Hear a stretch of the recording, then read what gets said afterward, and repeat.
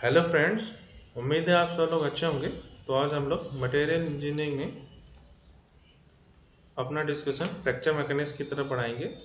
तो basically fracture का मतलब होता है किसी कंपोनेंट का दो या दो से ज़्यादा पार्ट्स में ब्रेक डाउन हो जाना। Okay, so you can see this bridge is separate, this pillar is going is separated into two parts और इसमें फ्रैक्चर आ गया। ठीक, it is a phenomena of failure। सो हमें सबसे पहली बात ये कि फ्रैक्चर मैकेनिक्स की हमें एक्चुअल में ज़रूरत ही क्यों पड़ी।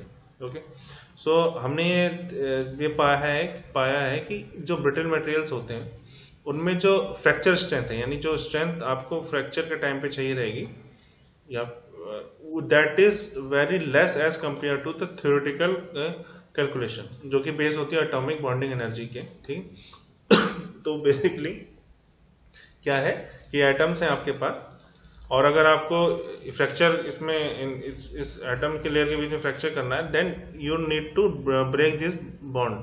ठीक है, तो ये एटम इस तरह से सेपरेट होते चले जाएंगे, तो इस तरह से फ्रैक्चर है। ये जो इसकी जो एनर्जी की कैलकुलेशन है उनसे उससे जो है fracture strength actually is very less.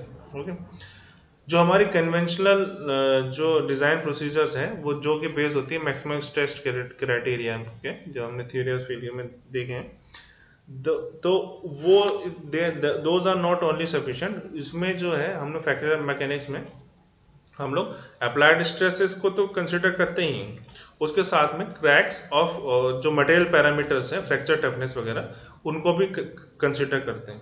Okay, तो अप्लाइड स्ट्रेस तो हम फ्रैक्चर मैकेनिक्स में कंसिडर करेंगे, साथ में जो क्रैक्स हैं इन द मटेरियल और in the component, that we are also going to consider। okay, that's why we need to study fracture mechanics। so अपनी स्टडी को आगे बढ़ाते हुए हम लोग कुछ इस तरह से कोई कंपोनेंट है जिसमें हमारे पास नॉमिनल स्ट्रेस सिग्मा नॉट लग रहा है, एंड द हम कंसिडर ये कर रहे हैं कि जो हमारा क्रैक है that is of elliptical shape. ठीक है, तो ये इंटरनल क्रैक है, this one is internal crack and this one is your external crack on the surface of the object। तो इसका जो लेंथ है we are considering that is 2a, the length of the crack, and for the case of surface crack we are considering a। the radius of curvature of this elliptical is rho t, और जितना ज्यादा रोटी की value जितनी ज्यादा बढ़ेगी, then it is going to be smoother one, crack point will be smoother one, and जितनी ज्यादा रोटी की वैल्यू अगर डिक्रीज करेगी then it is going to be pointed. Okay, जितना ज्यादा रोटी की वैल्यू बढ़ेगी, इसका मतलब रेडियस ऑफ कर्वेचर की वैल्यू जितना ज्यादा बढ़ेगी, देन दो क्रैक का जो एज है that is going to be smooth, and जितनी ज्यादा रोटी की वैल्यू जितनी ज्यादा घटेगी then it is going to be more pointed। okay, so इसमें हमने ये देखा है कि जो नॉमिनल स्ट्रेस आपने लगाया जिसकी वैल्यू सिग्मा नॉट है, वो जैसे जैसे आप इस क्रैक की टिप पे आते चले जाएंगे then it is going to increase. जो स्ट्रेस है that stress value is going to increase, and at the tip value that is equal to sigma.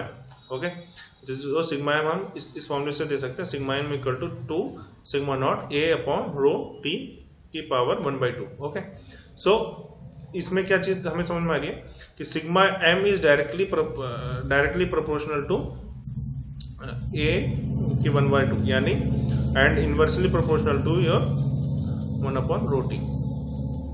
अब इसको कुछ समझते हैं हम लोग। ये क्या चीज दिखा रहा है कि जैसे जैसे आपकी ए की वैल्यू इंक्रीज करेगी, ए की वैल्यू जैसे जैसे इंक्रीज करेगी उसके करस्पॉन्डिंग सिग्मा एम की वैल्यू भी आपकी इंक्रीज करेगी। ठीक, और जैसे जैसे रो टी की वैल्यू डिक्रीज करेगी, ये जैसे जैसे denominator is going to decrease, वैसे वैसे सिग्मा एम की value is going to increase. Okay, so यानी इसका मतलब ये है कि अगर क्रैक का जो लेंथ है दैट इज डायमेंशन 2a, ये जो इंक्रीज करेगा वैसे वैसे आपकी जो maximum stress in the at the tip of the crack is going to increase, और जो पूरे ओवरऑल स्ट्रेस भी इंक्रीज हो जाएगा इसकी वजह से, क्योंकि और जो रो टी है दैट इज द रेडियस और curvature if it is going to decrease, यानी जो जितना ज्यादा पॉइंटेड होता चला जाएगा उतनी ज्यादा मैक्सिमम स्ट्रेस की वैल्यू आपको ज्यादा मिलेगी। अगर मैक्सिमम स्ट्रेस की वैल्यू ज्यादा मिलेगी, सपोज करिए ये मैक्सिमम स्ट्रेस की वैल्यू इस पॉइंट को ना खत्म होगी, अगर इस पॉइंट पे आ रही then the overall stress values is also going to increase. ठीक है, यहाँ पे इस पॉइंट पे यहाँ पे इसकी वैल्यू भी ज्यादा आएगी। तो सिर्फ मैक्सिमम स्ट्रेस नहीं, उसके आसपास में भी स्ट्रेस की वैल्यू ज्यादा आएगी। ठीक है, बट इसको हम लोग सिग्मा एम जो है maximum stress eight the tip of the crack को कंसीडर कर। ठीक, और ये जो क्रैक्स हैं, ठीक है, ये एम्पलीफाई कर देते हैं स्ट्रेस को लोकली, अपने जो आसपास है उसको स्ट्रेस को काफी ज्यादा एम्पलीफाई कर देते हैं। That's why these are called stress risers.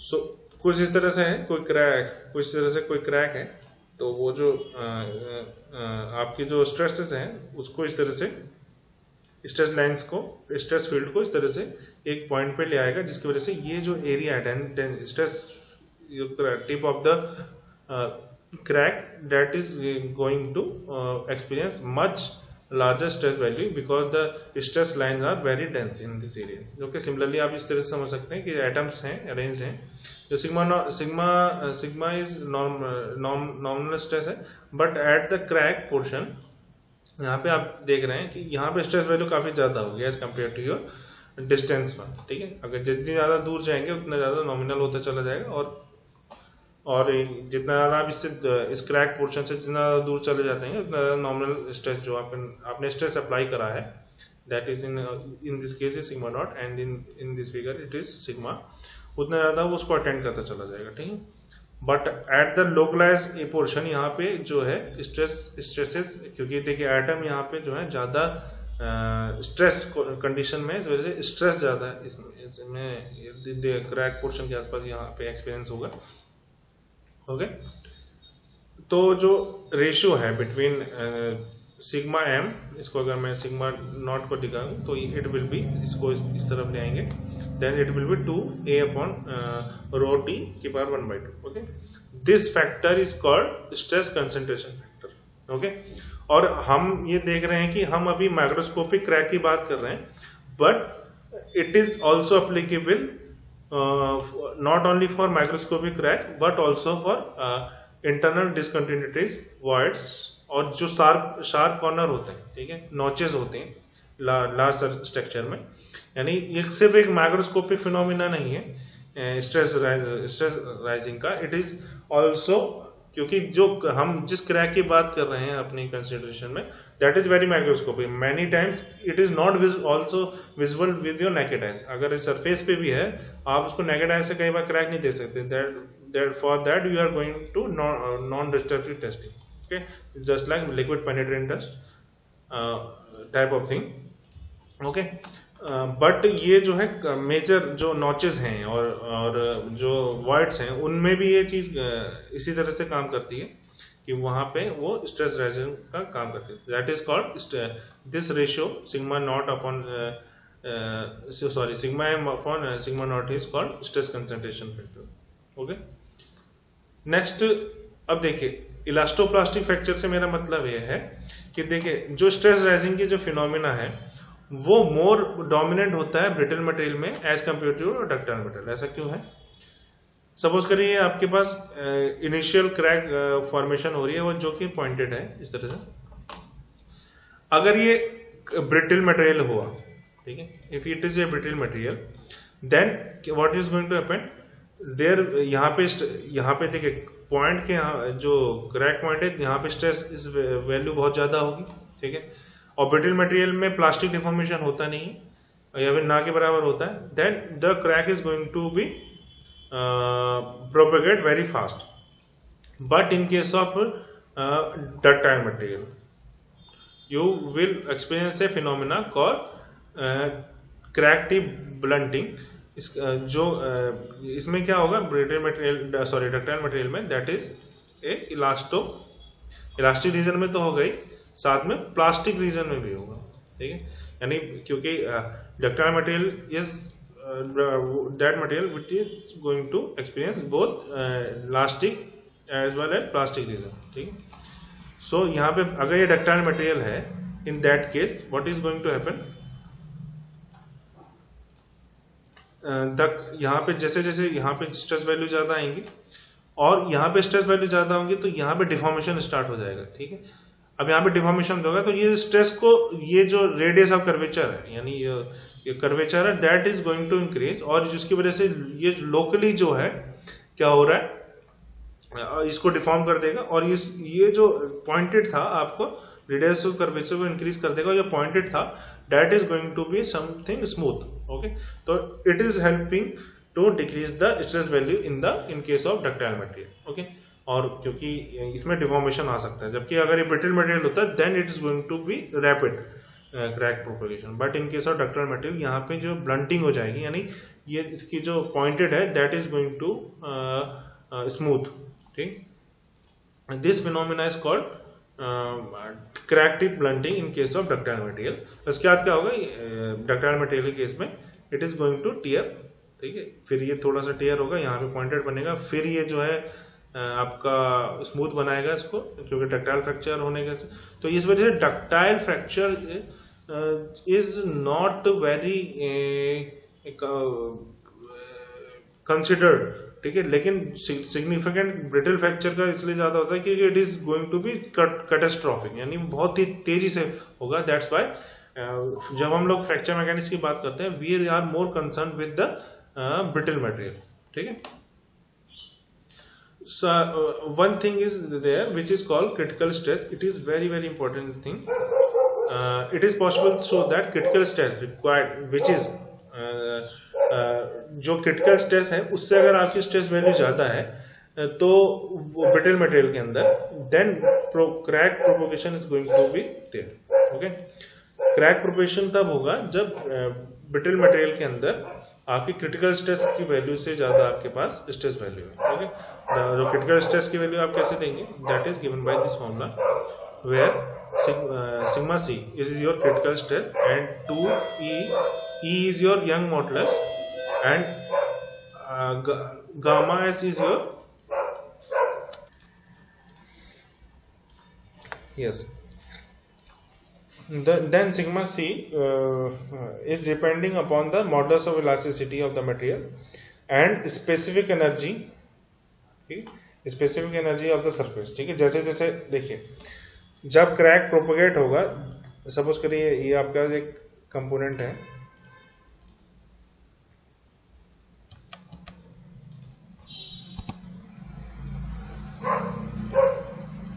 ये आपके पास कोई कंपोनेंट है, ठीक है। अगर इसमें क्रैक फॉर्मेशन हो रही है इस तरह से, so what is going to happen,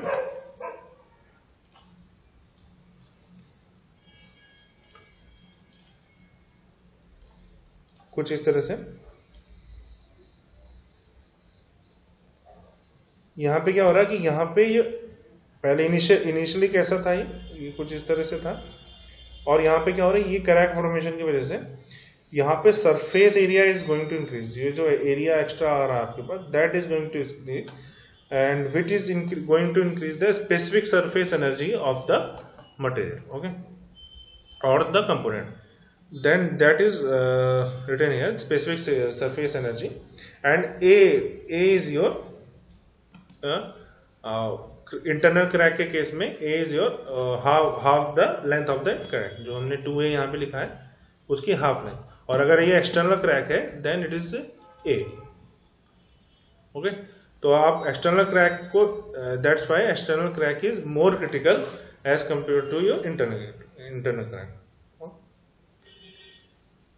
and next is your modes of crack propagation. तो there are 3 modes of crack propagation.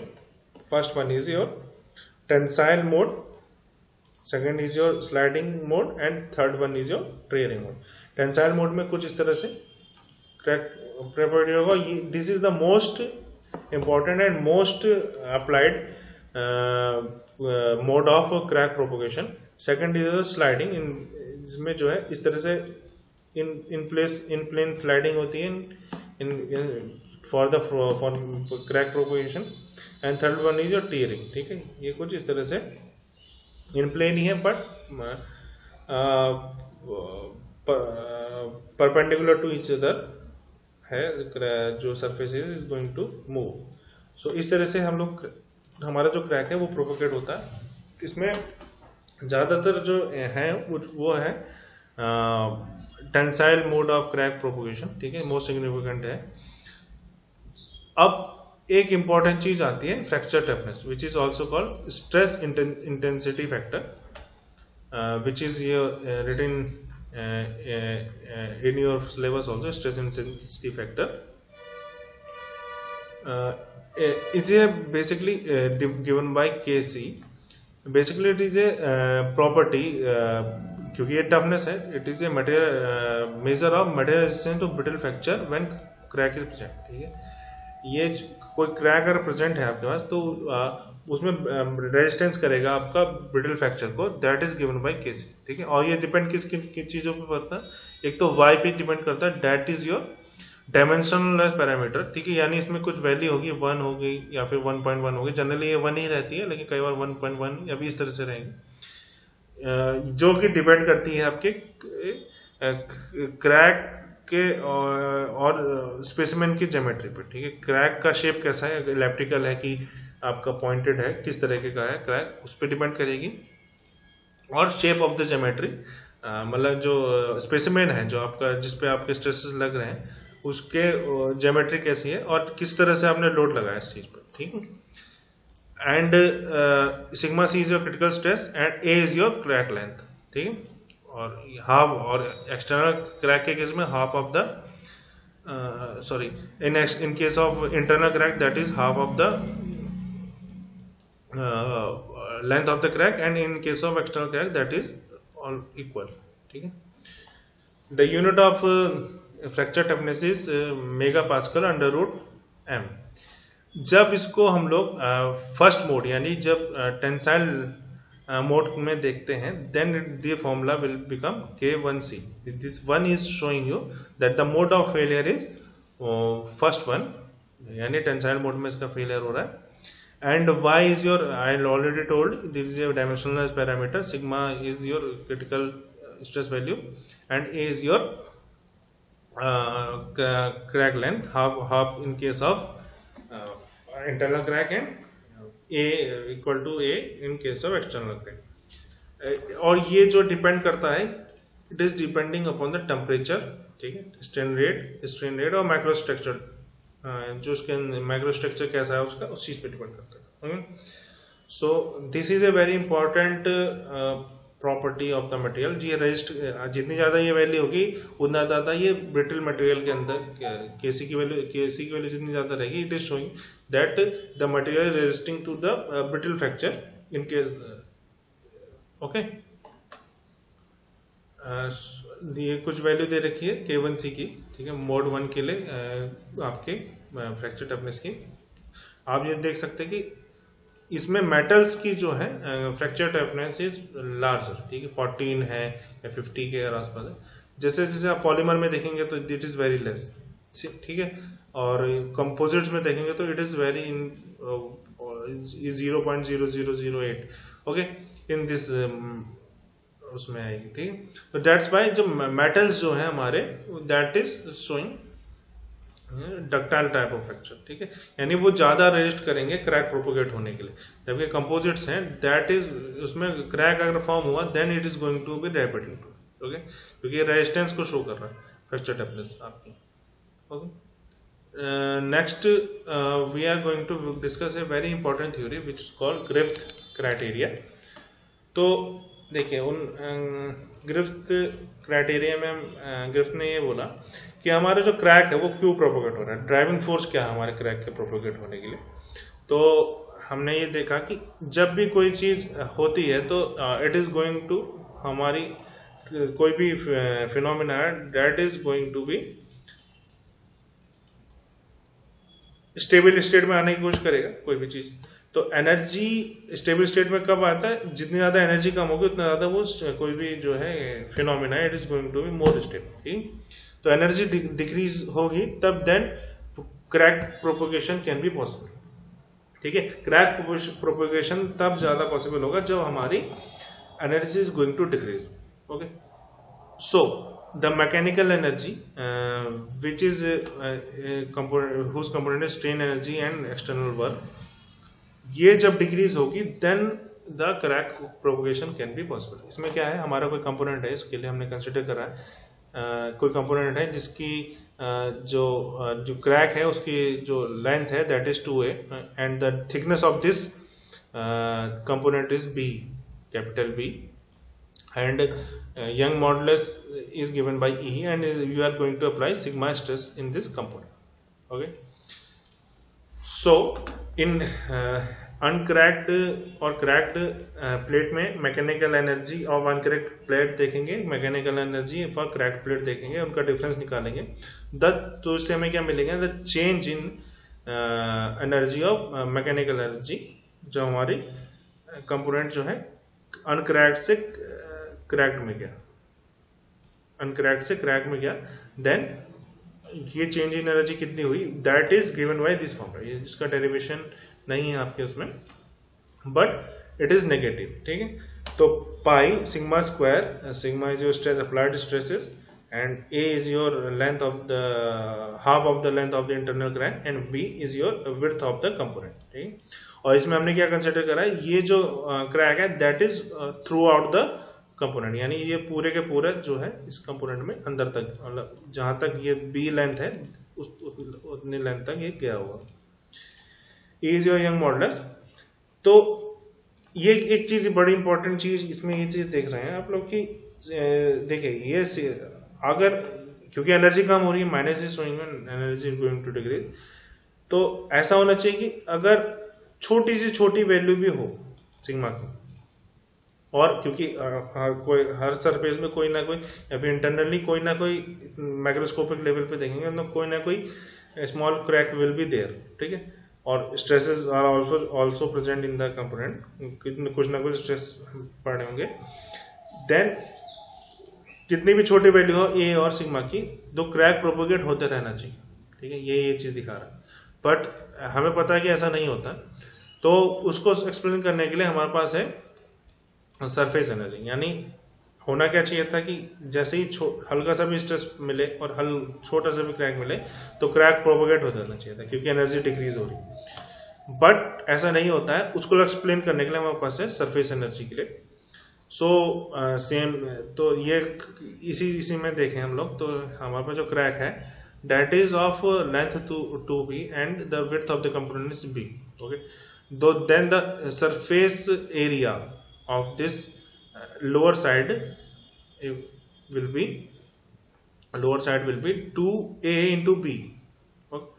and upper side that will be multiplied by 2, and as gamma we are going to multiply with gamma which is your surface energy per unit area। ठीक है, surface energy per unit area है, जैसे जैसे आप area बढ़ाएंगे वैसे वैसे ये सरफेस एनर्जी से मल्टीप्लाई करेंगे उतना ज्यादा वो सरफेस एनर्जी आपको मिलेगी। ठीक, तो जैसे मैंने पहले बताया कि कोई कंपोनेंट है और ये कुछ इसमें क्रैक अगर आप बना रहे हैं, इस तरह से क्रैक प्रोपोगेट हो रहा है, तो ये जो सरफेस जो है इंक्रीज कर जाएगी इसकी, तो उसकी वजह से क्या होगा, जितनी ज्यादा ये सरफेस इंक्रीज करेगी उतनी ज्यादा ये क्या करेगा, सरफेस एनर्जी को इंक्रीज करता चला जाएगा। ठीक, और ये हमारे इलेक्ट्रिकल वाले एग्जांपल में हमने ये देखा कि ये जो area of this crack is 2a into b and specific surface multiplied by specific or surface energy per unit area gamma, that will be surface change, that is showing you change in the surface energy of the crack। okay, तो ये जो total surface जो हमारे पास आएगी that is summation of mechanical energy plus your surface energy, that is total change in the energy is given by addition of these two। okay, that is shown here।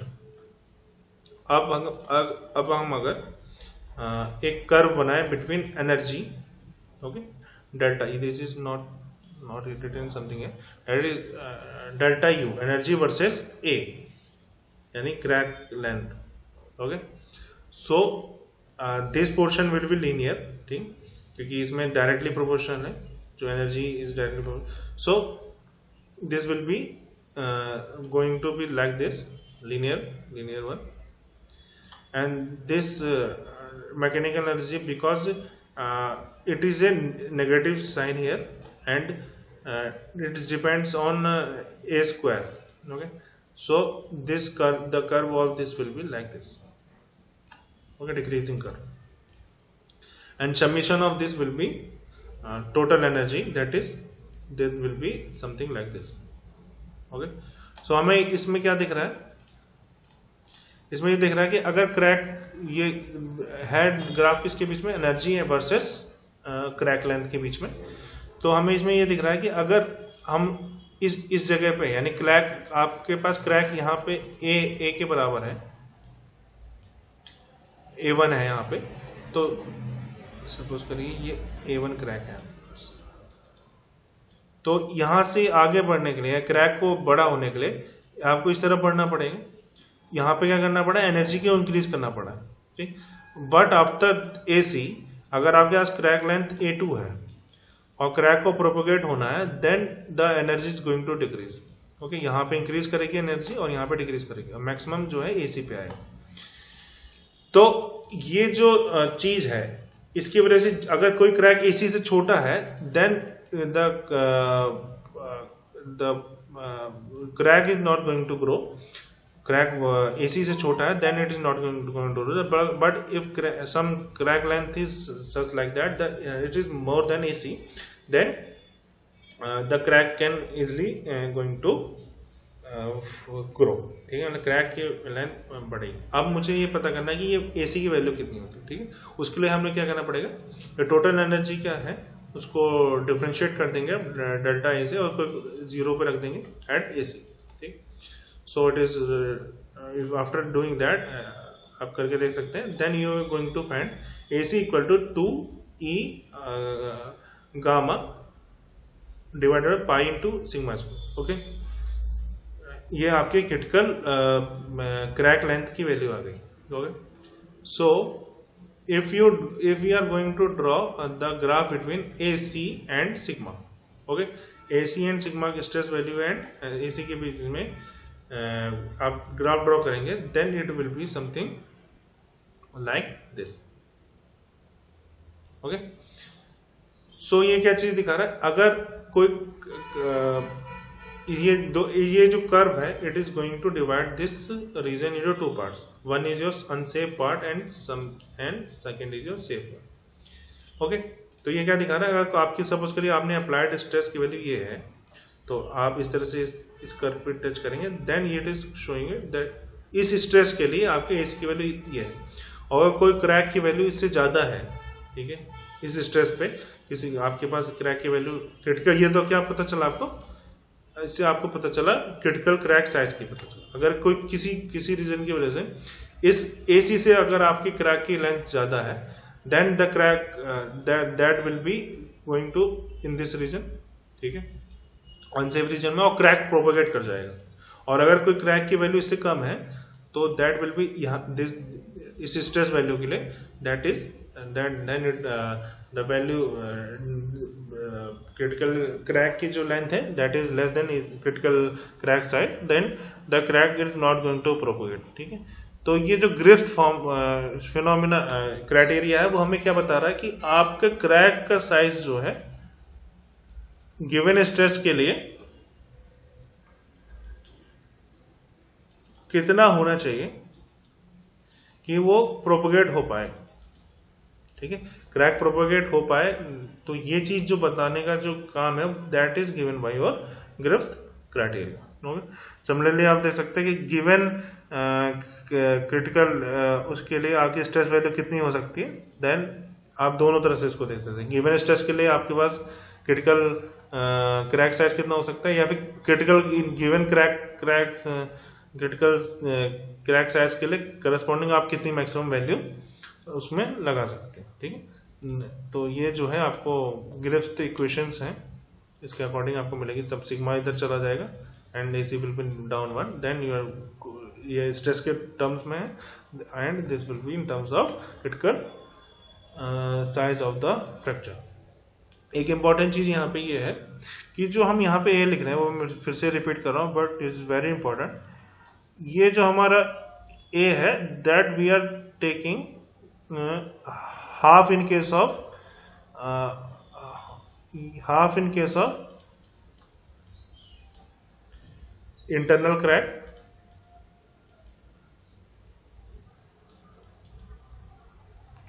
and equal to in case of H crack. ठीक है, ए की value है, H का मतलब ये है कि अगर कोई कंपोनेंट है उसमें जो क्रैक है दैट इज, इसकी जो लेंथ है दैट इज 2 है, और अगर इसके एच पे है that is equal to a. Okay, so ये इस वाले केस में, इंटरनल क्रैक के केस में, ये 2a को डिवाइड करेंगे, डिवाइडेड 2a को हम डिवाइड करेंगे 2 से, तब हम इसको a लेंगे, और इस वाले केस में हम डिवाइड नहीं करेंगे, जितनी लेंथ होगी then that will be here. तो that's it is showing that कि जो हमारी एज क्रैक है, यानी जो सरफेस पे क्रैक है, दैट इज वेरी क्रूशियल और more going to problematic as compare to internal crack. Internal crack से ज्यादा प्रॉब्लमेटिक हमारी सरफेस क्रैक होती है. ठीक, so I think today we are going to end this lecture. These are the some of the references which I used to make this presentation, and thank you.